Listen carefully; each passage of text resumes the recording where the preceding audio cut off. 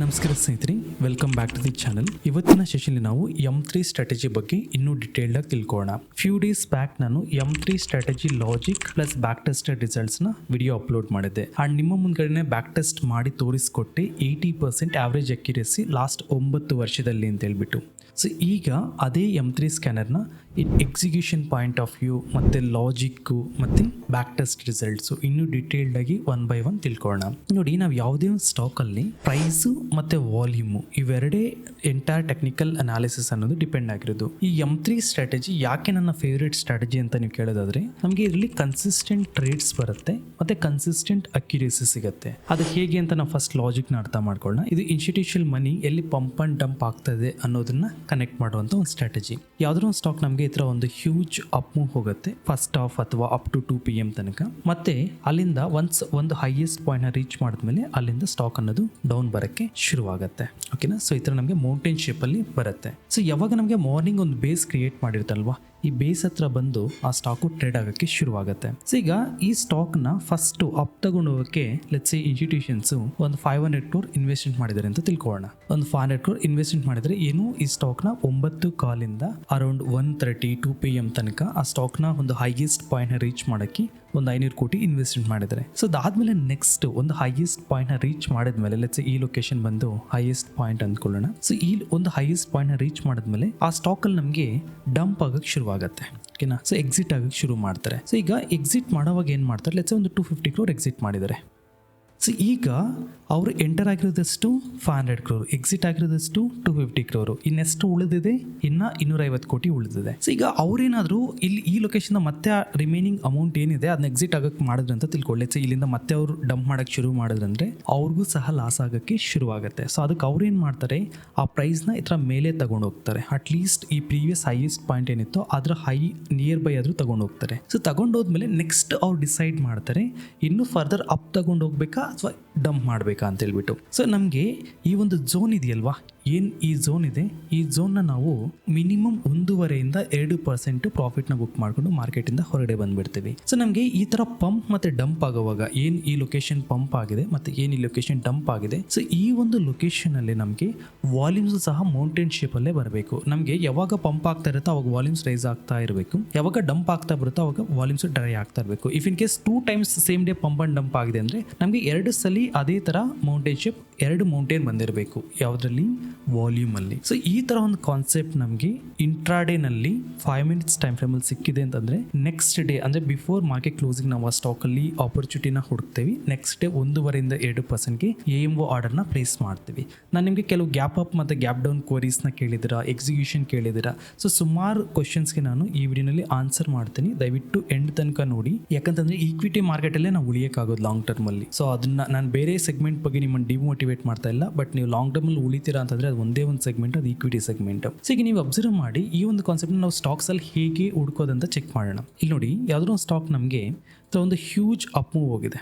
ಇಲ್ಲಿಂದ ಹ್ಯೂಜ್ ನೀವು ಅಬ್ಸರ್ವ್ ಮಾಡಿ ಪ್ರೈಸ್ ಅನ್ನೋದು ಅಗ್ರೆಸಿವ್ ಆಗಿ ಅಪ್ ಹೋಗ್ತಾ ಇದೆ. ಸೊ ಅದೇ ಟೈಮಲ್ಲಿ ನಮಗೆ ವಾಲ್ಯೂಮ್ಸ್ ಏನಾಗ್ತಾ ಇದೆ, ಅಗ್ರೆಸಿವ್ ಆಗಿ ವಾಲ್ಯೂಮ್ಸ್ ಸಹ ರೈಸ್ ಆಗ್ತಾ ಇದೆ. ಇಲ್ಲಿ ಇಂಟ್ರೆಸ್ಟಿಂಗ್ ಥಿಂಗ್ ನೀವು ಏನು ನೋಡ್ಬೇಕಂತಂದ್ರೆ, ನೋಡಿ ಪ್ರೀವಿಯಸ್ ಡೇ ಅದರ ಹಿಂದಿನ ದಿನ ಏನು ಈ ಒಂದು ಡಾಟಾ ನೋಡ್ತಿದ್ದೀರಾ, ವಾಲ್ಯೂಮ್ಸ್ ಆಲ್ಮೋಸ್ಟ್ ಡೆಡ್ ವಾಲ್ಯೂಮ್ಸ್ ಅಲ್ಲಿ ಸ್ಟಾಕ್ ಅನ್ನೋದು ಟ್ರೇಡ್ ಆಗ್ತಾ ಇತ್ತು. ಸೊ ಸಡನ್ ಆಗಿ ನನ್ಗೆ ಏನಾಯ್ತು, 16ನೇ ತಾರೀಕು ಜಾನ್ವರಿ ನೀವು ಅಬ್ಸರ್ವ್ ಮಾಡೋದಾದ್ರೆ ಏನು ನಮಗೆ ಪ್ರೀವಿಯಸ್ ವಾಲ್ಯೂಮ್ಸ್ ಇತ್ತಲ್ವಾ ಅದರ ಹಿಂದಿನ ದಿನ ಅಥವಾ ಅದರ ಹಿಂದಿನ ದಿನ, ಸೊ ಆ ವಾಲ್ಯೂಮ್ಸ್ಗಿಂತ 2 ಪಟ್ಟು 3 ಪಟ್ಟು 5 ಪಟ್ಟು ವಾಲ್ಯೂಮ್ಸು ಬರಕ್ಕೆ ಶುರುವಾಯಿತು. ಸೊ ಅಷ್ಟು ಹ್ಯೂಜ್ ವಾಲ್ಯೂಮು ಡೆಫಿನೆಟ್ಲಿ ಇನ್ಸ್ಟಿಟ್ಯೂಷನ್ಸ್ ತಗೊಂಡ್ಬರೋದು. ಸೊ ನಮಗೆ ಇಷ್ಟು ಹ್ಯೂಜ್ ವಾಲ್ಯೂಮ್ ಜೊತೆಗೆ ಪ್ರೈಸ್ ಅನ್ನೋದು ರ್ಯಾಲಿ ಆಗ್ತಾ ಇದೆ. At the same time volumes ಸಹ ಅಸೆಂಡಿಂಗ್ ಅಲ್ಲಿ ಇನ್ಕ್ರೀಸ್ ಆಗ್ತಾ ಇದೆ. ಸೊ ಯಾವ ಥರ ನಮಗೆ ಪ್ರೈಸ್ ವಾಲ್ಯೂಮ್ಸ್ನ ಯಾವ ಥರ ಚೆಕ್ ಮಾಡ್ತೀವಿ ಅಂತ ನೀವು ಇನ್ನೊಂದು ಕ್ವಶನ್ ಕೇಳಿದ್ರೆ, ನೋಡಿ ನಮಗೆ ಫಸ್ಟ್ ಹೈನ ಮಾರ್ಕ್ ಮಾಡ್ಕೊಳ್ಳಿ. ಇದು ಬಂದು ಫಸ್ಟ್ ರ್ಯಾಲಿ ಬೇಸ್ ಅಂತ ಕರಿತೀವಿ ಇದನ್ನ. ಸೊ ಬೇಸ್ನ ಬ್ರೇಕ್ಔಟ್ ಆದಾಗ ಇಲ್ಲಿ ನೀವು ಅಬ್ಸರ್ವ್ ಮಾಡಿ, ಇದು ಬೇಸ್ನ ಈ ಲೊಕೇಶನ್ ಬಂದು ಬೇಸ್ನ ಬ್ರೇಕ್ಔಟ್ ಆಯಿತು. ಇಲ್ಲಿ ನೋಡಿ ಈ ಲೊಕೇಶನ್ ಬ್ರೇಕ್ಔಟ್ ಆಯಿತು. ಮತ್ತೆ ಸೆಕೆಂಡ್ ವೇವ್ ಅಥವಾ ಇದು ಸೆಕೆಂಡ್ ಹೈನ 3rd ಟೈಮ್ ಬ್ರೇಕ್ಔಟ್ ಆಯಿತು ಈ ಲೊಕೇಶನಲ್ಲಿ. ಅರ್ಥ ಆಯ್ತಾ? ಸೊ ನೀವು ವಾಲ್ಯೂಮ್ನ ಚೆಕ್ ಮಾಡ್ಕೊಳ್ಳಿ. ವಾಲ್ಯೂಮ್ಸ್ ಸಹ ಅದೇ ಥರ ಬ್ರೇಕ್ಔಟ್ ಸಿಕ್ಕಿರ್ಬೇಕು ನಮಗೆ. ನೋಡಿ ಫಸ್ಟ್ ಬಂದಾಗ ಆಲ್ಮೋಸ್ಟ್ ಈಕ್ವಲ್ ವಾಲ್ಯೂಮ್ ಬಂತು, ಆ್ಯಂಡ್ ಸೆಕೆಂಡ್ ಟೈಮ್ ಬಂದಾಗ ಆ ವಾಲ್ಯೂಮ್ನ ಬ್ರೇಕ್ಔಟ್ ಮಾಡ್ದ, ಆ್ಯಂಡ್ 3rd ಟೈಮ್ ಬಂದಾಗ ಆ ವಾಲ್ಯೂಮ್ನ ಇನ್ನೂ ಹೈ ಬ್ರೇಕ್ಔಟ್ ಮಾಡ್ದ. ಸೊ ಇದನ್ನ ನಾವೇನಂತ ಕರಿತೀವಿ ಅಂದರೆ ಪ್ರೈಸ್ ರ್ಯಾಲಿ ಆಗ್ತಾ ಇದೆ, ಇನಿಷಿಯೇಟಿವ್ ಡ್ರೈವ್ ಅಂತ ಕರಿತೀವಿ. ಸೊ ಪ್ರೈಸ್ ರ್ಯಾಲಿ ಆಗ್ತಿದೆ, ಅದ್ರ ಜೊತೆಗೆ ವಾಲ್ಯೂಮ್ಸ್ ಸಹ ರೈಸ್ ಆಗ್ತಾ ಇದೆ. ಸೊ ಇದು ಇನಿಷಿಯೇಟಿವ್ ಬೈ ಅಥವಾ ಇನಿಷಿಯೇಟಿವ್ ಡ್ರೈವ್ ಅಂತ ಕರಿತೀವಿ. So at one particular point ಅಲ್ಲಿ ನಮ್ಗೆ ಏನಾಗುತ್ತೆ, ಪ್ರೈಸ್ ಅಲ್ಲಿ ಡಂಪ್ ಆಗಕ್ಕೆ ಶುರುವಾಗುತ್ತೆ. ಇಲ್ಲಿ ನೀವು ಅಬ್ಸರ್ವ್ ಮಾಡಿ, ಈ ಲೊಕೇಶನ್ ಅಲ್ಲಿ ಪ್ರೈಸ್ ಅಲ್ಲಿ ಡಂಪ್ ಆಗಕ್ಕೆ ಶುರುವಾಯಿತು. ಸೊ ಅವಾಗ ನಾನು ನಿಮಗೆ ಸೇಮ್ ಲಾಜಿಕ್, ಈಗ ಪ್ರೈಸ್ ಮೇಲೆ ಹೋದಾಗ ವಾಲ್ಯೂಮ್ಸ್ ಸಹ ಮೇಲೆ ಹೋಗ್ಬೇಕು ನನಗೆ, ಈ ತರ ಓಕೆನಾ.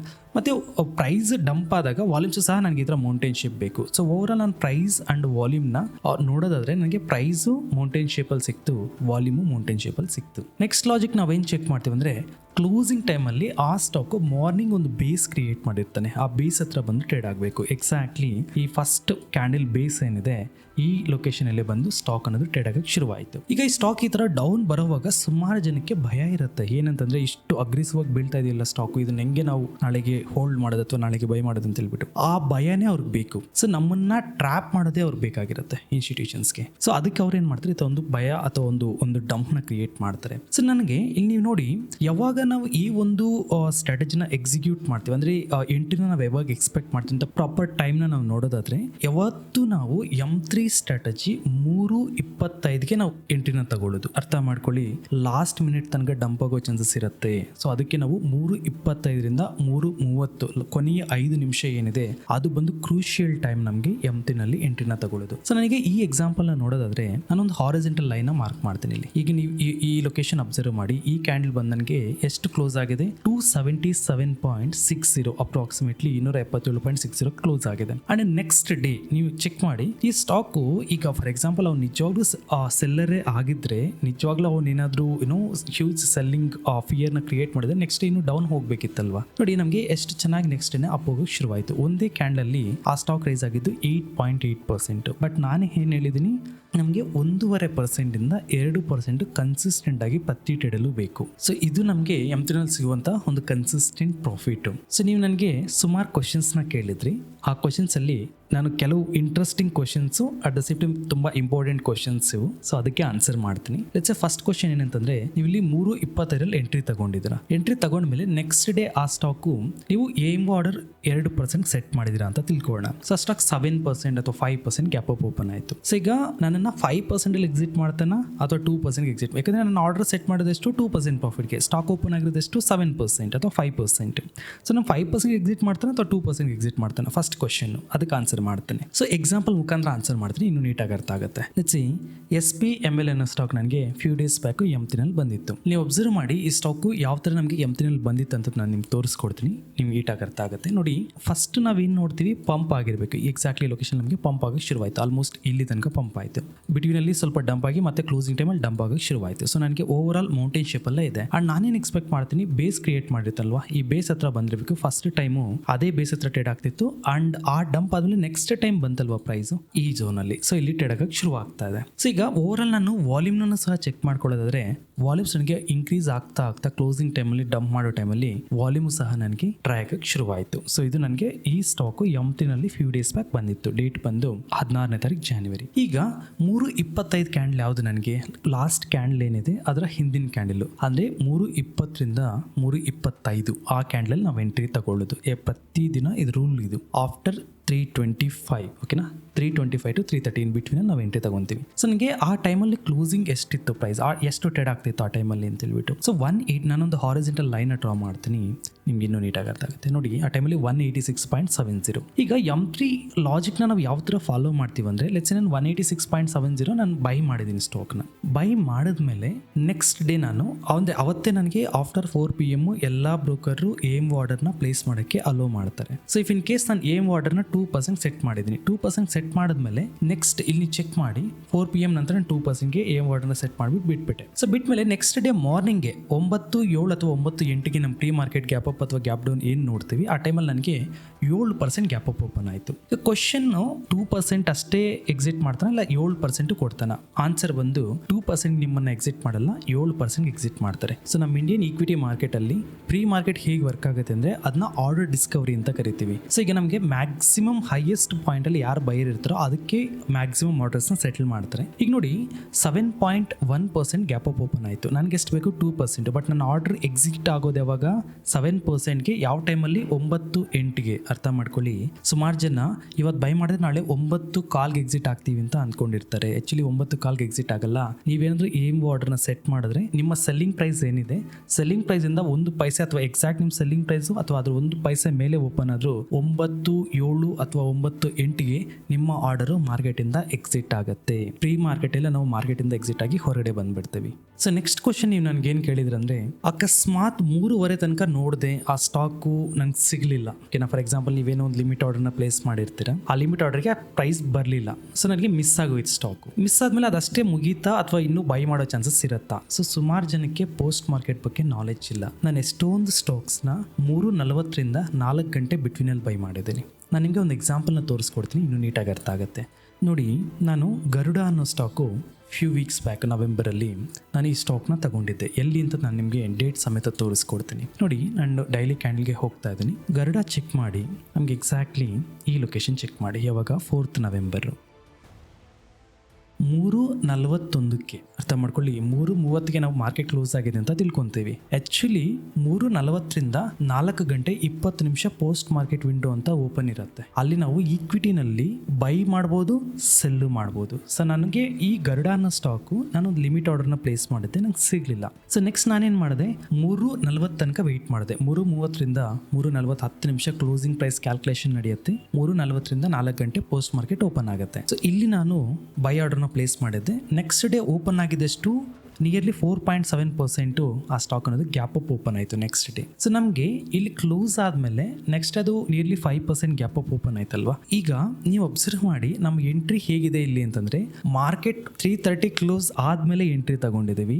9:15 ಲೈವ್ ಮಾರ್ಕೆಟ್ ಓಪನ್ ಆಗಕ್ಕಿಂತ ಬಿಫೋರೇ 9:08ಗೆ ಪ್ರೀ ಮಾರ್ಕೆಟಲ್ಲೇ EM ಆರ್ಡರ್ ಅನ್ನೋದು ಎಕ್ಸಿಕ್ಯೂಟ್ ಆಗೋಯ್ತು. ಅಂದರೆ ಲೈವ್ ಮಾರ್ಕೆಟ್ಗೆ ನಾವು ಟಚ್ಚೇ ಮಾಡ್ತಾ ಇಲ್ಲ. ಸೊ ಈ ಥರನೂ ಆಗುತ್ತೆ EM3ನಲ್ಲಿ ಒಂದೊಂದು ಸರಿ. ಅರ್ಥ ಆಯ್ತಾ? ಸೊ ಈಕ್ವಿಟಿ ಮಾರ್ಕೆಟ್ನ ನಾವು ಯಾಕೆ ಅಷ್ಟು ಇಂಪಾರ್ಟೆನ್ಸ್ ಕೊಡ್ತೀವಿ, ಸ್ಪೆಷಲಿ BTST ಸ್ಟ್ರಾಟಜೀಸ್ನ ನಾವು ಯಾಕೆ ಅಷ್ಟು ಇಂಪಾರ್ಟೆನ್ಸ್ ಕೊಟ್ಟು ಹೇಳ್ತೀನಿ ಅಂತಂದರೆ, ಐದರ್ ವೇವ್ 3 ಆಗಿರ್ಬೋದು, M1 ಆಗಿರ್ಬೋದು, M3 ಆಗಿರ್ಬೋದು, ಇಲ್ಲ ಸ್ಮಾರ್ಟ್ ಕ್ಯಾಂಡಲ್ ಆಗಿರ್ಬೋದು. ಸೊ ಸುಮಾರು ಸ್ಟ್ರಾಟಜೀಸಲ್ಲಿ ನಾನು BTSTಗೆ ತುಂಬ ಇಂಪಾರ್ಟೆನ್ಸ್ ಕೊಡ್ತೀನಿ. ಯಾಕೆ ಅಂತಂದರೆ ಈ ಥರ ಒಂದು ಅಡ್ವಾಂಟೇಜಸ್ ಇಂದ. ಸೊ ನೀವು ಲೈವ್ ಮಾರ್ಕೆಟಲ್ಲೇ ತಗೋಬೇಕಂತ ರೂಲ್ ಏನಿಲ್ಲ. ಒಂದೊಂದ್ಸರಿ ನಾವು ಪೋಸ್ಟ್ ಮಾರ್ಕೆಟಲ್ಲೂ ಎಂಟ್ರಿ ತಗೊಂತೀವಿ, ಇನ್ನೊಂದೊಂದ್ಸರಿ ನಾವೇನು ಮಾಡ್ತೀವಿ, ಪ್ರೀ ಮಾರ್ಕೆಟಲ್ಲೇ ಎಕ್ಸಿಟ್ ಆಗ್ಬಿಡ್ತೀವಿ ಎಷ್ಟೋ ಒಂದ್ಸಲ. ಅಂದರೆ ನಾವು ಆರ್ಡರ್ನ ಪ್ಲೇಸ್ ಮಾಡಿರ್ತೀವಿ, ಪ್ರೀ ಮಾರ್ಕೆಟಲ್ಲಿ ಅದು ಎಕ್ಸಿಟ್ ಆಗೋಗಿರುತ್ತೆ. ಸೊ ಇದೆಲ್ಲ ಅಡ್ವಾಂಟೇಜಸ್ ಇರುತ್ತೆ. ಅಂಡ್ ನೆಕ್ಸ್ಟ್ ಇನ್ನೊಂದು ಕ್ವಶನ್ ನೀವು ನಾನು ಕೇಳಿರೋದೇನಂತಂದ್ರೆ, ಈ ಒಂದು M3 ಸ್ಟ್ರಾಟಜಿ ನಾನು ಬ್ಯಾಕ್ ಟೆಸ್ಟ್ ಮಾಡುವಾಗ 1.5% ಅಂತ ಹೇಳ್ತೀನಲ್ವಾ. ಆ್ಯಕ್ಚುಲಿ ಅದು 1.5% ಅಲ್ಲ, ನಾನು ಸ್ಕ್ಯಾನರ್ಗೆ 1.5% ಇಟ್ಟಿದ್ದೀನಿ ಅಂತಂದರೆ ಅದು 2.34% ತನಕ ಹೋಗಿರುತ್ತೆ ಪ್ರಾಫಿಟ್ಟು. ಸೊ ನಾನು ಮಿನಿಮಮ್ 1.5% ಯಾಕೆ ಇಡ್ತಿದ್ದೀನಿ ಅಂತಂದರೆ, ನನಗೆ ಆಲ್ರೆಡಿ ನೆನ್ನೆ ಕ್ಲೋಸಿಂಗಿಂದ ಇವತ್ತಿಗೆ 1.51% ಪ್ರಾಫಿಟಲ್ಲಿ ಕುತ್ಕೊಂಡಿರ್ತೀವಿ. ಅದು ಸುಮಾರು ಜನಕ್ಕೆ ಇದೊಂದು ಟ್ರಿಕ್ಕಿ ಕ್ವಶನ್. ಇದು ನಾನು ನಿಮಗೆ ಎಕ್ಸಾಂಪಲ್ ಮುಖಾಂತರ ತೋರಿಸ್ಕೊಡ್ತೀನಿ, ಸೊ ನೀಟಾಗಿ ಅರ್ಥ ಆಗುತ್ತೆ. ಲೆಟ್ಸೆ ನಾನು BE ಅನ್ನೋ ಸ್ಟಾಕ್ ತಗೋತೀನಿ. ಲೆಟ್ಸೆ ಬಜಾಜ್ ಎಲೆಕ್ಟ್ರಿಕ್ ಅನ್ನೋ ಸ್ಟಾಕ್. ಲೆಟ್ಸೆ ಬಜಾಜ್ ಎಲೆಕ್ಟ್ರಿಕ್ ಅನ್ನೋ ಸ್ಟಾಕು ಫ್ಯೂ ಡೇಸ್ ಬ್ಯಾಕ್ ನಾನು ತಗೊಂಡಿದ್ದೆ. ನೋಡಿ, ಬಜಾಜ್ ಎಲೆಕ್ಟ್ರಿಕ್ ಅನ್ನೋ ಸ್ಟಾಕು ನೀವು ಅಬ್ಸರ್ವ್ ಮಾಡಿ. ಈ ಸ್ಟಾಕು, ಈ ಕ್ಯಾಂಡಲ್ನ ನೀವು ನೋಡಿ, ಸುಮಾರು ಜನಕ್ಕೆ ಈ ಕ್ಯಾಂಡಲ್ ನೋಡಿ ಭಯ ಆಗುತ್ತೆ. ಅರ್ಥ ಮಾಡ್ಕೊಳ್ಳಿ, ಕ್ಯಾಂಡಲ್ ನೋಡಿ ಭಯ ಆಗುತ್ತೆ. ಸೊ ಕ್ಯಾಂಡಲ್ ಕ್ಲೋಸ್ ಆಗಿರೋದಲ್ಲಿ ಇಲ್ಲಿ ಕ್ಲೋಸ್ ಆಗಿರೋದು, ಓಕೆನಾ.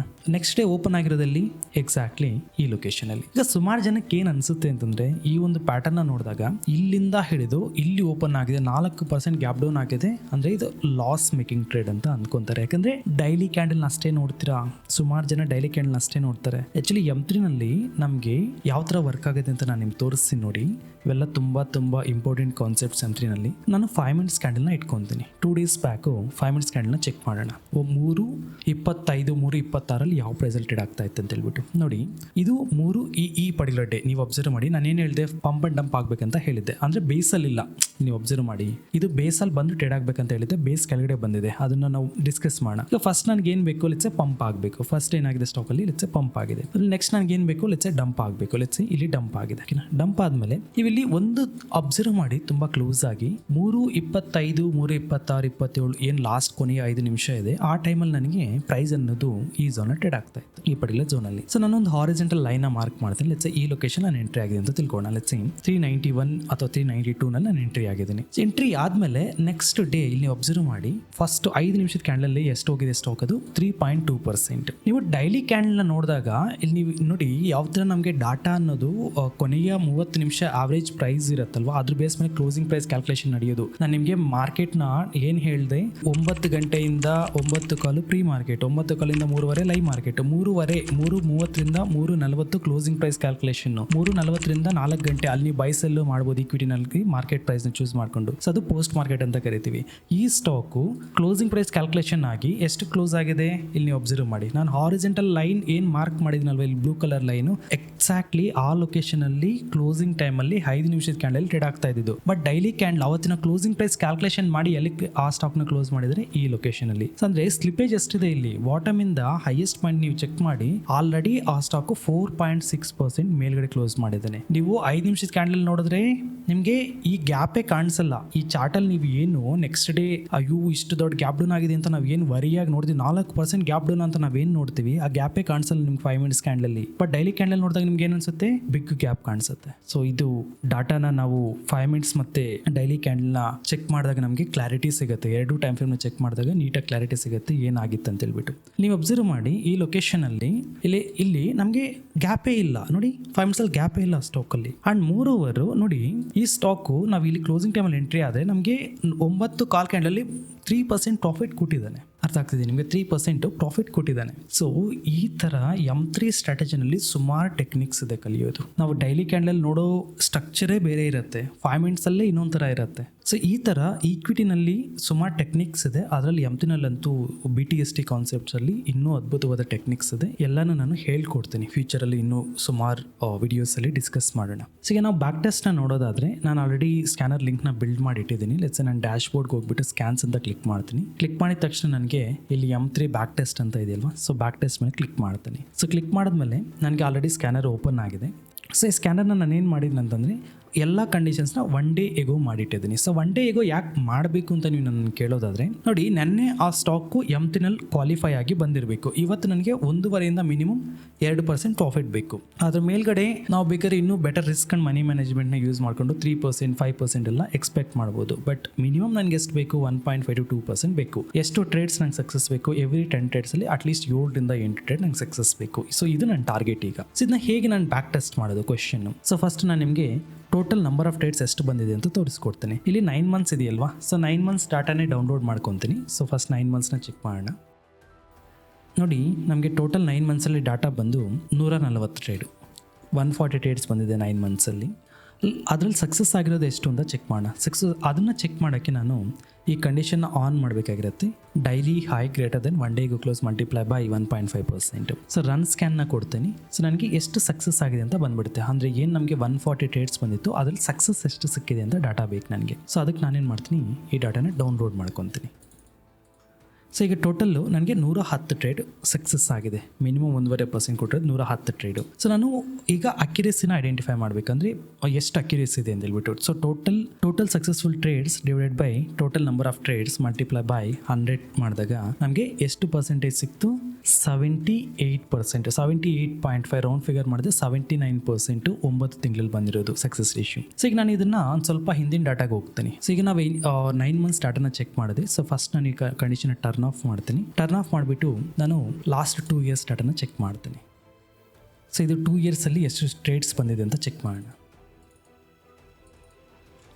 ಸೊ 2 ಇಯರ್ಸಲ್ಲಿ ನನಗೆ 460 ಟ್ರೇಡ್ಸ್ ಬಂದಿದೆ, 460 ಟ್ರೇಡ್ಸ್ ಬಂದಿದೆ. ಸೊ ಇದರಲ್ಲಿ ಸಕ್ಸಸ್ ಆಗಿರೋದು ಎಷ್ಟು ಅಂತ ಚೆಕ್ ಮಾಡೋಣ.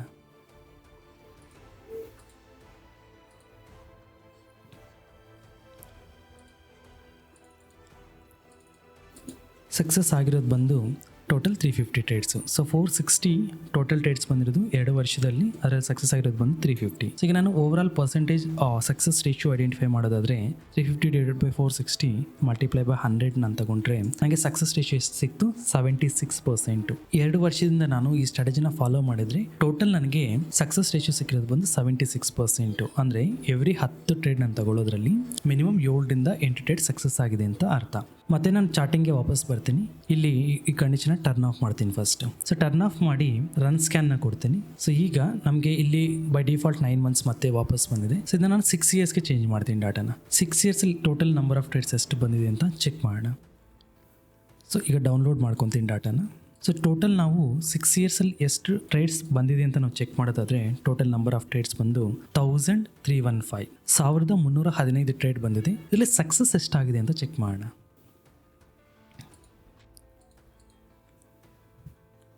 ತುಂಬ ಡಾಟಾ ಇರೋದ್ರಿಂದ ಸ್ವಲ್ಪ ಲೋಡ್ ಆಗ್ತಾ ಇದೆ.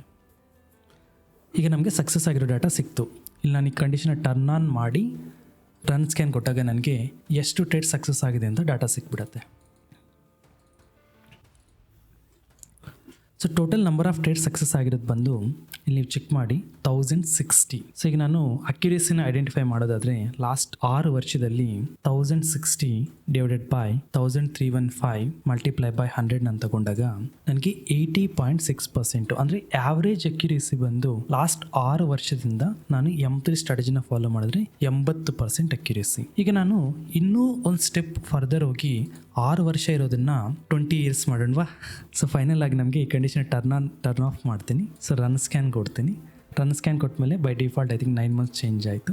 ಸೊ ಈಗ 9 ವರ್ಷಕ್ಕೆ ಮಾಡೋಣ ಸಾಕು. ಸೊ 9 ವರ್ಷ ಡಾಟಾ ಹ್ಯೂಜ್ ಆಗುತ್ತೆ. 20 ಇಯರ್ಸ್ ಏನು ಬೇಡ, ಯಾಕೆಂದರೆ ಮಾರ್ಕೆಟ್ ಸೈಕಲ್ಸ್ ಚೇಂಜ್ ಆಗ್ತಾ ಇರುತ್ತಲ್ವಾ. ಸೊ ಅದಕ್ಕೆ ಅಷ್ಟು ಲಾಂಗ್ ಡಾಟಾ ಅವಶ್ಯಕತೆ ಇಲ್ಲ. 9 ವರ್ಷ ಡಾಟಾನೇ ಹ್ಯೂಜ್ ಆಯಿತು. ಈಗ 9 ವರ್ಷದಲ್ಲಿ ಎಷ್ಟು ಟ್ರೇಡ್ಸ್ ಬಂದಿದೆ M3ನಲ್ಲಿ ಅಂತ ಚೆಕ್ ಮಾಡೋಣ. ಸೊ ಇದು 9 ವರ್ಷದ ಡಾಟಾ. ಸೊ ಇದನ್ನ ಡೌನ್ಲೋಡ್ ಮಾಡ್ಕೊತೀನಿ. ಡೌನ್ಲೋಡ್ ಮಾಡಿಕೊಂಡು ಇಲ್ಲಿ ನಾವು ಚೆಕ್ ಮಾಡೋಣ ಎಷ್ಟು ಟ್ರೇಡ್ಸ್ ಬಂದಿದೆ ಅಂತ ಹೇಳ್ಬಿಟ್ಟು.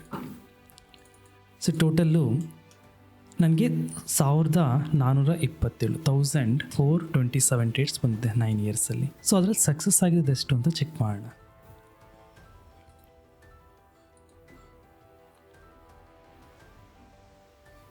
ಸೊ ಅದರಲ್ಲಿ ಸಕ್ಸಸ್ ಆಗಿರೋ ಡಾಟಾ ಎಷ್ಟು ಅಂತ ನಾವು ಚೆಕ್ ಮಾಡೋದಾದರೆ ನೀವು ಅಬ್ಸರ್ವ್ ಮಾಡಿ 1145 ನಮಗೆ ಟೋಟಲ್ ಸಕ್ಸಸ್ ಸಿಕ್ಕಿರೋದು 1145. ನಾನು ಅಕ್ಯುರೇಸಿ ವೈಸ್ ನೋಡೋದಾದ್ರೆ ಅಂದರೆ 9 ವರ್ಷದಿಂದ ನಾನು ಈ ಒಂದೇ ಸ್ಟ್ರಾಟಜಿನ ಫಾಲೋ ಮಾಡ್ತಾ ಇದ್ದೀನಿ. ನಾನು ಬೇರೆ ಏನು ಫಾಲೋ ಮಾಡ್ತಾ ಇಲ್ಲ. ಸೊ ನಾನು ಈ ಒಂದೇ ಸ್ಟ್ರಾಟಜಿನ ಕಂಟಿನ್ಯೂಸ್ ಆಗಿ 9 ವರ್ಷದಿಂದ ಫಾಲೋ ಮಾಡಿದ್ರೆ ಆವ್ರೇಜ್ ಅಕ್ಯುರೇಸಿ ಬಂದು 80%. ಮತ್ತೆ ನಾನು ಹೇಳ್ತಾ ಇದ್ದೀನಿ ನೋಡಿ, ಇದು ಬಂದು ರಾ ಅಕ್ಯುರೇಸಿ. ಅಂದರೆ ನೀವು ಎಕ್ಸ್ಟ್ರಾ ಎಫರ್ಟ್ ಏನೂ ಆಗ್ತಾ ಇಲ್ಲ. ಸ್ಕ್ಯಾನರ್ ಎಕ್ಸಿಕ್ಯೂಟ್ ಮಾಡ್ತಿದ್ದೀರಾ ಆ್ಯಂಡ್ ನಿಮಗೆ ಏನು ಅಸೆಟ್ ಬಂದಿದೆಯೋ ಅದ್ರ ಮೇಲೆ ನೀವು ಪಾರ್ಟಿಸಿಪೇಟ್ ಮಾಡ್ತಾ ಇದ್ದೀರಾ. ಸೊ ಇದು ಬಂದು ರಾ ಅಕ್ಯುರೇಸಿ. ಇನ್ನೂ ಬೆಟರ್ ಏನು ಮಾಡ್ಬೋದು ಅಂದರೆ ಈಗ ನನಗೆ ಈ ರಾ ಅಕ್ಯುರೇಸಿ 80%ನ 90ಗೆ ಹೇಗೆ ತಗೊಂಡು ಹೋಗಬೇಕು ಅದನ್ನು ಸಹ ನಾವು ಟ್ರೈನಿಂಗ್ ಕೊಡ್ತೀವಿ. ಇದು ನಾನು ನಿಮ್ಗೇನು ತೋರಿಸ್ಕೊಟ್ಟೆ, ಇದು ಬಂದು ಪ್ರೀವಿಯಸ್ ವಿಡಿಯೋನಲ್ಲಿ ಹೇಳ್ದಂಗೆ ಇದೊಂದು ಸ್ಯಾಂಪಲ್ ಸ್ಕ್ಯಾನರ್. ಈಗ ನಾನು ನಿಮ್ಗೇನು ಈ ಒಂದು ಸ್ಕ್ಯಾನರ್ನ ತೋರಿಸ್ಕೊಟ್ಟು ಸ್ಯಾಂಪಲ್ ಸ್ಕ್ಯಾನರ್ ಇದು. ಸೊ ಇದೇ ಥರ ನಾನೇನು ಮಾಡಿದ್ವಿ, ಟೋಟಲ್ಲು ನೀವು ಡ್ಯಾಶ್ ಬೋರ್ಡ್ ಆ್ಯಂಡ್ ಸ್ಕ್ಯಾನ್ಸಲ್ಲಿ ಬಂದಾಗ ನನಗೆ ಕನ್ಸಿಸ್ಟೆಂಟ್ ಟ್ರೇಡ್ಸ್ಗೋಸ್ಕರ M3 7 ಸ್ಕ್ಯಾನರ್ನ ಬಿಲ್ಡ್ ಮಾಡಿ ಇಟ್ಟಿದ್ದೀನಿ. ಇಲ್ಲಿ ನೋಡಿ M3 ಅಂತ ಏನು ಸ್ಕ್ಯಾನರ್ ನೀವು ನೋಡ್ತಿದ್ರೆ ಒಂದು ಸಿಂಗಲ್ ಕ್ಲಿಕ್ ಮಾಡಿದ ತಕ್ಷಣ ನಿಮಗೆ ಟೋಟಲ್ 7 ಸ್ಕ್ಯಾನರು 1 2 3 4 5 6 7. ಸೊ ಟೋಟಲ್ 7 ಸ್ಕ್ಯಾನರ್ನ ಕಂಬೈನ್ ಮಾಡಿ ನಾನು M3 ಸ್ಕ್ಯಾನರ್ನ ಬಿಲ್ಡ್ ಮಾಡಿದ್ದೀನಿ. ಇಲ್ಲಿ ಅಡ್ವಾಂಟೇಜ್ ಏನಂತಂದರೆ ಕನ್ಸಿಸ್ಟೆಂಟ್ ಟ್ರೇಡ್ಸ್ ಬರುತ್ತೆ. ಇಲ್ಲಿ ನೀವು ಅಬ್ಸರ್ವ್ ಮಾಡಿ ಬಾಟಮಲ್ಲಿ ನಮಗೆ ವೆರಿ ರೇರ್ ಕೇಸಸ್ 0 ಟ್ರೇಡ್ ಸಿಗೋದು. ಪ್ರತಿದಿನ 2 ಟ್ರೇಡ್ 3 ಟ್ರೇಡ್ ಅಂದರೆ ಕನ್ಸಿಸ್ಟೆಂಟ್ ನಮಗೆ ಆಪರ್ಚುನಿಟೀಸ್ ಇರುತ್ತೆ. ಆ್ಯಂಡ್ ಆ ಕನ್ಸಿಸ್ಟೆಂಟ್ ಆಪರ್ಚುನಿಟಿ ಇದ್ರೇ ನಮಗೂ ಮಾರ್ಕೆಟ್ ಅನ್ನೋದು ಬೋರ್ ಆಗಲ್ಲ. ಲೈಕ್ ಫಾರ್ ಎಕ್ಸಾಂಪಲ್ ಇವತ್ತು M1 ಅಥವಾ ವೇವ್ಸ್ನಲ್ಲೋ ಇವತ್ತು ಒಂದು ಟ್ರೇಡ್ ತೊಗೊಂಡ್ವಿ, 1 ವಾರ 2 ವಾರ ಟ್ರೇಡೇ ಇಲ್ಲ. ಸೊ ಅವಾಗ ಏನಾಗುತ್ತೆ ಅಂದರೆ ಈಕ್ವಿಟಿ ಮಾರ್ಕೆಟ್ ಬೋರ್ ಹೊಡೆದ್ಬಿಡತ್ತೆ. ಸೊ ನಮಗೆ ಆ ಮಾರ್ಕೆಟ್ ಅಪ್ ಇರಲಿ ಮಾರ್ಕೆಟ್ ಡೌನ್ ಇರಲಿ ಕನ್ಸಿಸ್ಟೆಂಟ್ ಆಪರ್ಚುನಿಟೀಸ್ ಬೇಕು. ಸೊ ಅದಕ್ಕೋಸ್ಕರ ನಾವು ಈ M3ನ ಬಿಲ್ಡ್ ಮಾಡಿರೋದು. ಈಗ ನಾವು ಇಲ್ಲಿ ಡೌನ್ಲೋಡ್ CSV ಅಂತ ಇದೆಯಲ್ವಾ, ಸೊ ಡೌನ್ಲೋಡ್ CSV ಮೇಲೆ ಕ್ಲಿಕ್ ಮಾಡಿ 1-2-3 ದಿನ ಡಾಟಾನ ಚೆಕ್ ಮಾಡೋಣ ಮತ್ತು ಈ ಒಂದು ಸೆಷನ್ನ ಎಂಡ್ ಮಾಡೋಣ. ನೋಡಿ ಇಲ್ಲಿ ನೀವು ಅಬ್ಸರ್ವ್ ಮಾಡಿ ರೀಸೆಂಟಾಗಿ ನಮಗೆ ಯಾವುದೆಲ್ಲ ಬಂದಿದೆ ಅಂತ ನೀವು ಚೆಕ್ ಮಾಡಿದ್ರೆ ಲೆಟ್ಸ್ ಸಿ 21 ಇದು ಇವತ್ತಿನ ಡಾಟಾ. ಲೆಟ್ಸ್ ಸಿ ನೆನ್ನೆ ನಮಗೆ ಕ್ರೆಡಿಟ್ ಹಾಕ್ ಅನ್ನೋ ಬಂದಿತ್ತು. ಕ್ರೆಡಿಟ್ ಹಾಕ್ ಅನ್ನೋ ಸ್ಟಾಕು 21.1 ಬಂದಿದೆ. ಸೊ 21.1 ಏನಾಗಿದೆ ಇವತ್ತಂತ ಚೆಕ್ ಮಾಡೋಣ. ಬಂದ ಮೇಲೆ ಏನಾಗಿದೆ ಅಂತ ಹೇಳ್ಬಿಟ್ಟು ಲೆಟ್ಸ್ ಕ್ರೆಡಿಟ್ ಹಾಕ್ ಚೆಕ್ ಮಾಡೋದಾದರೆ ನೀವು ಅಬ್ಸರ್ವ್ ಮಾಡಿ ನಮಗೆ ಕ್ಲೋಸಿಂಗ್ ಟೈಮ್ ನೆನ್ನೆ ಎಕ್ಸಾಕ್ಟ್ಲಿ ಈ ಲೊಕೇಶನ್ಲಿತ್ತು 3:25. ಇಲ್ಲಿ ನೀವು ಅಬ್ಸರ್ವ್ ಮಾಡಿ 3:25ರಿಂದ 3:30 ಈ ಝೋನಲ್ಲಿ ಟ್ರೇಡ್ ಆಗ್ತಾ ಇತ್ತು. ಆ್ಯಂಡ್ ಇದು ಪಂಪ್ ಆ್ಯಂಡ್ ಡಂಪ್ ಆಗಿದೆಯಾ ಅಂತ ಚೆಕ್ ಮಾಡ್ಕೊಳ್ಳಿ. ಹ್ಯೂಜ್ ಮನಿ ಜೊತೆಗೆ ಪಂಪ್ ಆಗಿದೆ ಆ್ಯಂಡ್ ಅದೇ ರೀತಿ ಡಂಪು ಸಹ ಆಗ್ತಾ ಇದೆ. ಎಕ್ಸಾಕ್ಟ್ಲಿ ಈ ಲೊಕೇಶನಿಂದ ಡಂಪು ಸಹ ಆಗ್ತಾ ಇದೆ. ಸೊ ಇವತ್ತೇನಾಯಿತು ಮಾರ್ನಿಂಗು 9:15 ಚೆಕ್ ಮಾಡ್ಕೊಳ್ಳಿ. ಇದು 9:15 ಕ್ಯಾಂಡ್ಲು. ಸೊ ಅಲ್ಲಿಂದ ಏನಾಗ್ತಾ ಇದೆ ಸ್ಟಾಕ್ ಅಂತ ಚೆಕ್ ಮಾಡ್ಕೊಳ್ಳಿ. ಆಲ್ಮೋಸ್ಟು ಫಸ್ಟ್ 5 ನಿಮಿಷದಲ್ಲಿ 7.5%. ಲೆಟ್ಸೆ ಇನ್ನೂ ಒಂದು 2-3 ಸ್ಟಾಕ್ ತೊಗೊಳ್ಳೋಣ. ಲೆಟ್ಸೆ ಬಜಾಜ್ ಎಲೆಕ್ಟ್ರಿಕ್ ನಾನು ನಿಮ್ಗೆ ತೋರಿಸ್ಕೊಟ್ಟೆ ಆಲ್ರೆಡಿ 3% ಮೊನ್ನೆ ಬಂದಿತ್ತು ಅಂತ ಹೇಳ್ಬಿಟ್ಟು. ಇದು ಬಂದು 14% ಹೋಗಿದೆ. SML ಇದು ಸಹ 13-14% ನೆಕ್ಸ್ಟ್ ಡೇನೇ ಹೋಗಿದೆ. ಸೊ ನೀವು ಯಾವುದೇ ಸ್ಟಾಕ್ನ ಚೆಕ್ ಮಾಡ್ಕೊಳ್ಳಿ, ನಮಗೆ ಒಂದು ಮಿನಿಮಮ್ 1.5 ಅಪ್ ಟು 2% ಬೇಕು. ಇಲ್ಲಿ ನಾನು ನಿಮ್ಗೆ ಏನು ರಿಸಲ್ಟ್ಸ್ನ ತೋರಿಸ್ಕೊಡ್ತಾ ಇದ್ದೀನಿ, ಪ್ರತಿಯೊಂದು ಆ ಸ್ಕ್ಯಾನರಲ್ಲಿ ಏನು ಬರುತ್ತೋ ಅದೇ ಇಲ್ಲಿ ಎಕ್ಸೆಲ್ ಶೀಟಲ್ಲಿ ಬರುತ್ತೆ. ಸೊ ಸ್ಕ್ಯಾನರ್ ನಿಮ್ಗೆ ಏನು ಹೇಳ್ತಾ ಇದೆ, ಎವ್ರಿ 10 ಟ್ರೇಡ್ಸ್ಗೆ 80% ಅಕ್ಯುರೇಸಿ ಇದೆ.